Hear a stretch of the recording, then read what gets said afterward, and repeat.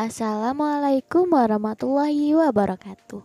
Bagaimana kabarnya Ananda yang solih dan solihah? Bunda harap semuanya dalam keadaan sehat ya. Baik, hari ini kita memasuki materi tema 8 daerah tempat tinggalku. Subtema 3 bangga terhadap daerah tempat tinggalku. Pembelajaran 3, selamat belajar. Pada waktu liburan, Siti pulang ke kampung halaman ibunya di Yogyakarta. Siti mengunjungi neneknya. Rumah nenek Siti dekat dengan pantai. Siti senang sekali membeli ikan di TPI. TPI singkatan dari tempat pelelangan ikan. Siti membeli ikan bersama ibu di TPI. Banyak sekali nelayan yang baru pulang melaut. Nelayan bekerja mencari ikan di laut. Hasil tangkapan ikannya digunakan untuk memenuhi kebutuhan hidupnya sehari-hari. Mata pencaharian sebagai nelayan ditemui di daerah pantai. Berbicara tentang nelayan, mengingat kita pada cerita fiksi yang berjudul Nelayan dan Ikan Mas. Nelayan dan ikan mas. Dalam sebuah kisah diceritakan ada sepasang suami istri yang sudah tua dan hidup sederhana. Sebut saja kakek dan nenek. Mereka tinggal di gubuk reot di tepi pantai. Untuk memenuhi kebutuhan hidupnya sehari-hari, kakek bekerja sebagai nelayan dan nenek di rumah mengerjakan pekerjaan rumah. Seperti hari-hari biasa, pagi itu kakek pergi ke laut mencari ikan. Kakek mencari ikan menggunakan jala. Hampir seharian kakek menjala, tetapi kakek belum juga mendapatkan ikan. Hingga akhirnya jala kakek bergerak kencang. Kakek segera mengangkat jalanya. Ternyata kakek mendapatkan ikan mas kecil. Alangkah terkejutnya kakek saat memegang ikan mas. Terdengar suara layaknya manusia. Suara itu berasal dari mulut ikan mas. Ternyata ikan mas hasil tangkapan kakek bisa berbicara. Ikan mas minta tolong kepada kakek untuk dilepas kembali ke laut. Sebagai imbalannya, ikan mas akan memenuhi segala permintaan kakek. Akibat rasa kaget tanpa berpikir panjang, kakek langsung melepas ikan mas kembali ke laut tanpa mengajukan permintaan. Kakek pulang dengan tangan hampa karena seharian kakek tidak mendapatkan ikan. Tak pelak, nenek yang sudah menunggu lama di rumah marah. Nenek bingung karena tidak ada yang bisa dimakan pada saat itu. Untuk menenangkan hati istrinya, kakek menceritakan pertemuan dengan ikan mas ajaib yang bisa berbicara layaknya manusia dan berjanji mau memenuhi segala permintaannya. Mendengar cerita kakek, nenek tambah marah karena kakek tidak meminta apapun dari ikan mas. Padahal hidup mereka serba kekurangan. Bak cucian lapuk dan tinggal di gubuk reok.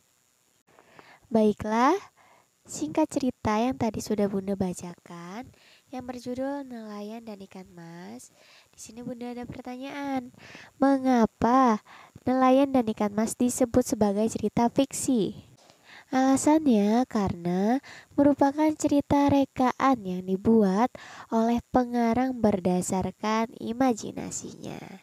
Jadi tentu di dunia nyata tidak ada ya yang namanya ikan mas yang dapat berbicara. Berdasarkan cerita nelayan dan ikan mas, kamu dapat memahami adanya tokoh dan peran tokoh.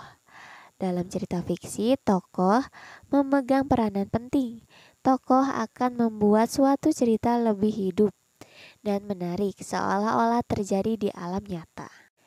Tokoh adalah orang yang menggambarkan suatu peristiwa dalam sebuah cerita yang diperankan. Para tokoh dalam cerita memiliki peranan masing-masing yang berbeda satu tokoh dengan tokoh lainnya. Mari kita mengingat kembali mengenai tokoh dalam cerita fiksi. Pada dasarnya, tokoh dibedakan menjadi dua, yaitu tokoh utama dan tokoh tambahan. Pada pembelajaran-pembelajaran sebelumnya, kamu sudah mengenal berbagai tokoh dalam cerita. Mari kita mengingat kembali. Jadi ada dua ya, tokoh utama dan tokoh tambahan. Tokoh utama adalah tokoh yang memiliki peranan penting dalam suatu cerita. Tokoh utama paling banyak diceritakan, baik sebagai pelaku kejadian maupun yang dikenai kejadian. Bahkan dalam novel-novel tertentu, tokoh utama senantiasa hadir dalam setiap kejadian dan dapat ditemui dalam tiap halaman novel yang bersangkutan.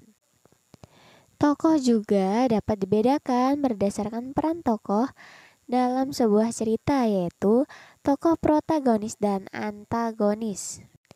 Nah, jadi tokoh protagonis adalah tokoh yang memiliki watak baik sehingga disenangi dan dikagumi pembaca. Kemudian ada tokoh antagonis.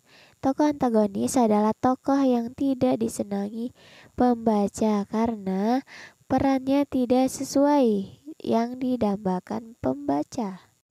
Tokoh antagonis ini menjadi penyebab timbulnya konflik dan ketegangan yang dialami oleh tokoh protagonis. Antagonis adalah pelaku yang tidak disenangi pembaca, yang tidak sesuai dengan isi cerita yang didambakan oleh pembaca. Karakteristik adalah karakter dan gaya hidup seseorang serta nilai-nilai yang berkembang secara teratur, sehingga tingkah laku menjadi lebih konsisten dan mudah diperhatikan. Karakteristik juga berarti ciri atau karakter sesuai alamiah yang melekat pada diri seseorang. Jadi, karakteristik individu adalah ciri atau karakter yang melekat pada diri individu.